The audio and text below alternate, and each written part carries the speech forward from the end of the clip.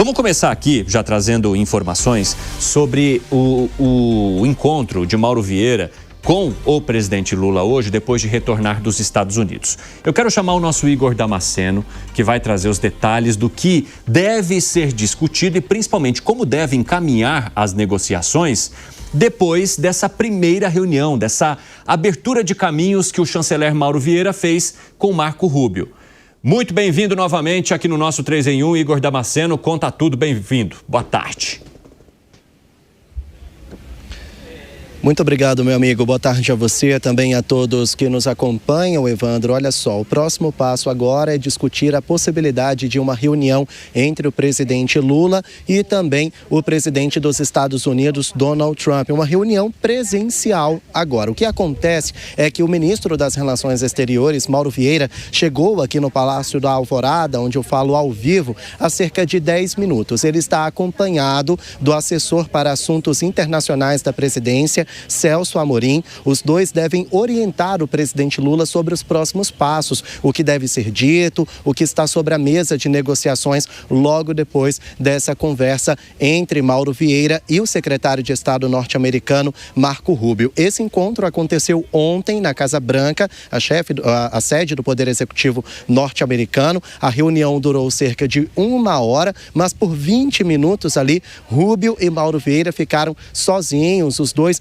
trazendo negociações, tentando avançar nas conversas em torno das tarifas impostas pelo governo norte-americano a mais de 3 mil produtos brasileiros vendidos por lá. Então, agora, o Mauro Vieira vai fazer uma espécie de balanço do que foi discutido ao longo de 1 hora dessa reunião com Marco Rubio e vai receber, então, orientações de Celso Amorim para os próximos passos. Essa reunião entre Mauro Vieira e Rubio aconteceu 10 dias depois da conversa por telefone entre o presidente Lula e Donald Trump. Os dois estarão juntos no mesmo evento na Malásia no fim deste mês. Ainda não está cravado, não é certo que os dois vão parar ali aquela reunião já prevista na Malásia para conversar a respeito do tarifaço norte-americano. As agendas estão muito cheias, os dois têm eventos à parte, então pode ser que essa conversa não aconteça lá na Malásia. Mas Lula já avisou ao governo norte-americano que pode está à disposição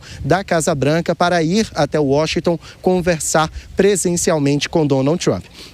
Só para a gente contextualizar, no início deste ano, o governo norte-americano impôs tarifas de 10% aos produtos brasileiros. Foi um tarifaço para o mundo todo e nós ficamos com as menores alíquotas. Só que por causa daquela rusga com o Poder Judiciário brasileiro, envolvendo o julgamento do ex-presidente Jair Bolsonaro, então o governo norte-americano impôs uma tarifa adicional de 40% para os produtos brasileiros vendidos nos Estados Unidos. É sobre essa tarifa adicional que o presidente Lula quer negociar. Rubio e Mauro Vieira trocaram telefones pessoais para que eles tenham uma conversa direta. Isso foi considerado bastante importante, algo simbólico, muito importante para o avançar dessas negociações. Agora, Mauro Vieira está reunido com o presidente Lula aqui no Palácio da Alvorada para brifá-lo, trazer ali um balanço dessa reunião e também aconselhá-lo sobre o encontro presencial entre Lula e Trump. Pode acontecer na Malásia, mas também Lula está disposto a ir até Washington. A gente vai seguir acompanhando todos os desdobramentos daqui do Palácio da Alvorada, Evandro. Volto com você aí no estúdio, mas a qualquer momento posso voltar com novidades. Valeu, Igor. O espaço está aberto aqui, temos 2 horas pela frente, meu amigo. Vamos juntos. Um grande abraço. Ô, Fábio Piperno, depois do encontro, o chanceler Mauro Vieira falou que a conversa foi bastante positiva. Houve uma nota também colaborativa, conjunta, divulgada por ambos os governos, algo que não é muito comum, principalmente do lado dos Estados Unidos. E o chanceler e toda a equipe disseram também que não houve nenhum tipo de debate político, pelo menos no bate-papo que eles tiveram em conjunto. A gente sabe que o chanceler Mauro Vieira teve uma conversa de 15 minutos a sós com Marco Rubio e nessa conversa, aí é muito difícil saber o que rolou. Mas enfim, a equipe do governo brasileiro está bastante otimista e principalmente já pensando nos próximos passos para garantir que esse encontro entre os presidentes aconteça, porque esse foi um dos compromissos que eles estabeleceram ali. Você acha que vai rolar e rolar da maneira como o presidente Lula espera, Piperno? Não sei se como o presidente Lula espera, mas vejam, a gente tem que ficar atentos a algumas sutilezas que a boa diplomacia impõe. Então, o fato de ter sido divulgada uma nota conjunta já é um sinal alentador. Ou seja, houve algum tipo de consenso, não é? Alguma coisa resolvida em comum acordo, a ponto dos dois países estarem, então, dispostos a emitirem essa nota conjunta. Então, é claro que esse é o primeiro, digamos, esse é o primeiro passo de uma coreografia que vai ser longa. Não é como a gente falou várias vezes aqui. Não, os pontos desse contencioso recente, eles são muito amplos, eles foram asperamente discutidos e não vai se resolver isso da noite para o dia. Mas o que houve claramente é uma abertura de negociação de bons caminhos para que os dois presidentes, que não são exatamente políticos modestos, muito pelo contrário, a gente está falando de dois políticos vaidosos, se encontrem e eles se encarreguem de fazerem os devidos anúncios. Então, é claro que o Brasil quer o fim das tarifas, ou pelo menos a redução da maior parte delas. O Brasil quer o fim das sanções a autoridades. O ministro Padilha, por exemplo, tem problemas com o seu visto. O Brasil pretende que sejam revogadas diversos dispositivos aí da lei Magnitsky que atinge autoridades do STF. Da mesma forma que os Estados Unidos querem acesso a terras raras, por exemplo, a abertura do mercado de etanol, o fim do movimento brasileiro, na direção de se substituir o dólar. Então, o contencioso é grande, mas o mais importante é que esse contencioso será, de fato, discutido. Alan Gani, como é que você avalia, né, a maneira como o Brasil deve conduzir a conversa a partir de agora e aquilo que ele precisa colocar à mesa? O próprio chanceler Mauro Vieira já sinalizou para Marco Rubio que quer uma redução das tarifas. Então não foi só uma abertura de caminhos para um encontro entre os presidentes, mas as pautas também já foram trazidas para que haja já uma sinalização positiva e até uma prevenção daquilo que deva ser discutido por ambos os líderes dos dois países. Mas a gente sabe também que as autoridades brasileiras já estão sofrendo muita pressão de alguns setores. O setor do café já esperava algum tipo de reversão naquela situação há um tempo. Ela não aconteceu. Ou seja, há a necessidade de se resolver e pouco tempo para que isso aconteça, porque a pressão só aumenta. E a gente precisa lembrar que próximo de ano eleitoral, essa também se torna uma preocupação.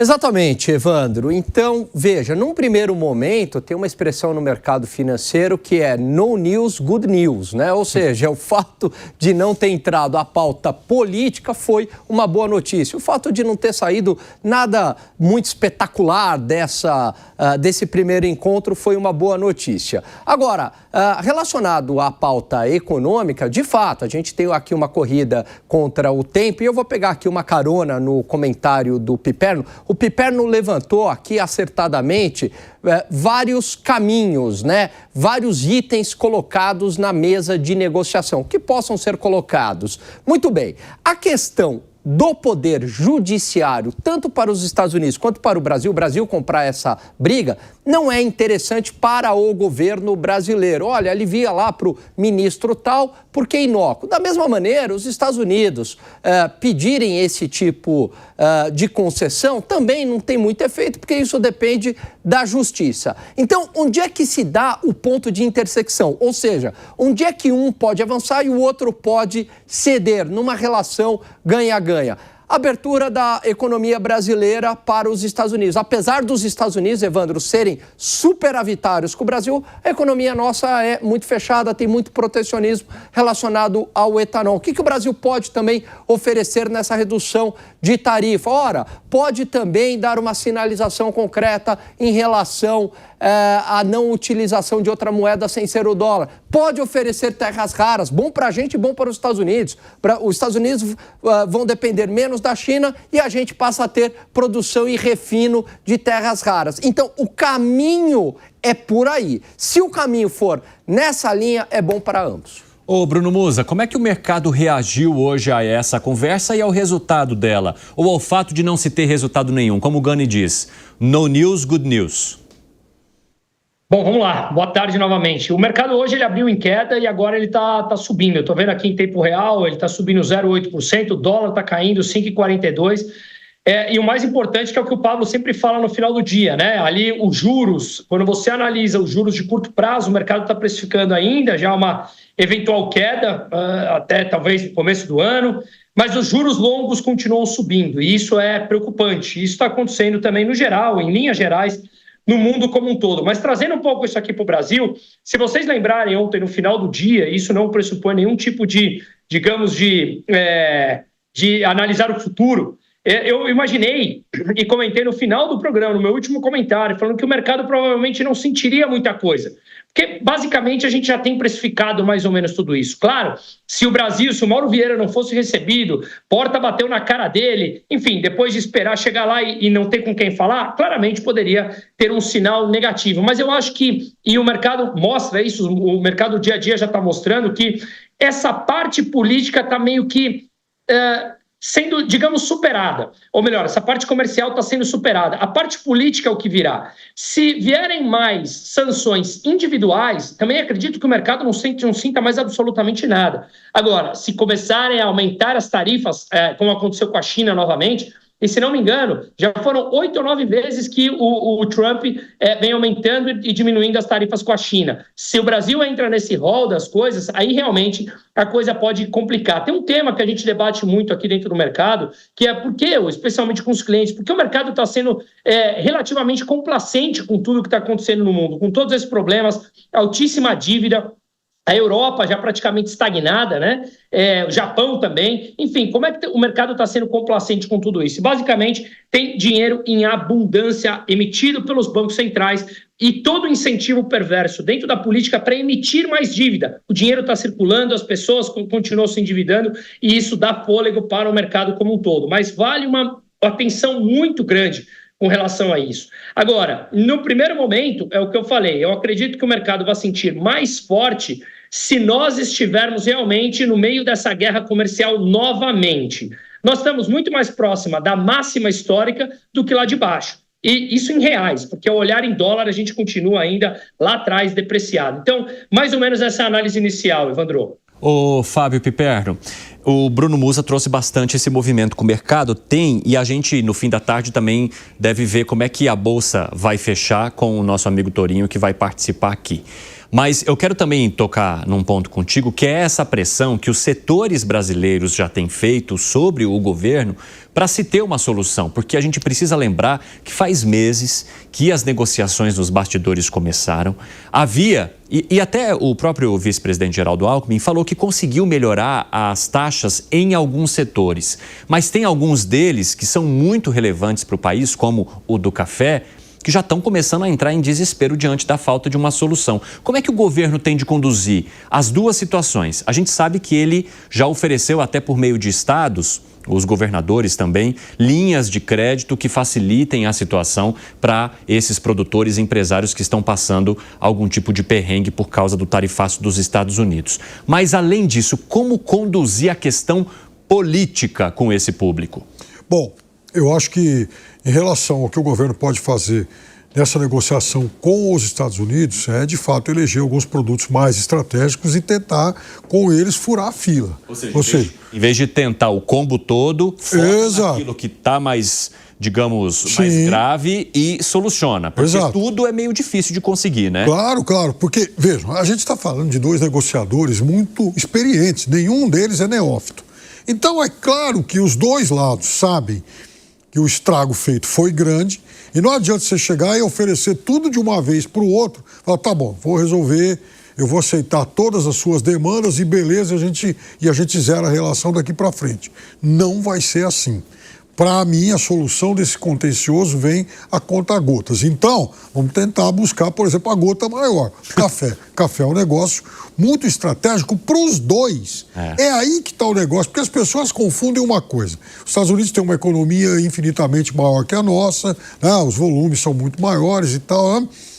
Só que, se o café ele é um produto muito importante para o Brasil, ele é proporcionalmente tão importante quanto para os Estados Unidos.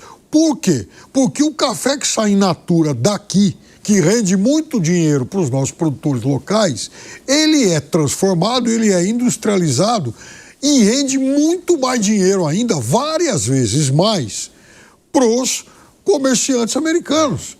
Então, isso é óbvio que já bateu na Casa Branca também. Inclusive a indústria de café solúvel já estava sofrendo lá, né? Claro, é ruim para nós e tão ruim quanto para eles. Então, não há o interesse de nenhum dos lados em esticar a corda em relação a alguns produtos estratégicos. Eu imagino que alguns itens dessa negociação, elas vão rapidamente ganhar algum protagonismo, porque aliviam os problemas aí para os dois. Agora, por exemplo, no caso de revogação da lei Magnitsky, que essa é uma demanda do governo brasileiro. O governo brasileiro ele não pode interferir diretamente no judiciário, mas ele pode fazer lá pressão política, porque o governo americano foi quem ele tomou esse tipo de atitude. Então, se aqui no Brasil quem pode mudar o rumo de processo é o judiciário, lá vai ser o executivo. Então é claro que essa é uma questão que certamente vai para o fim da fila.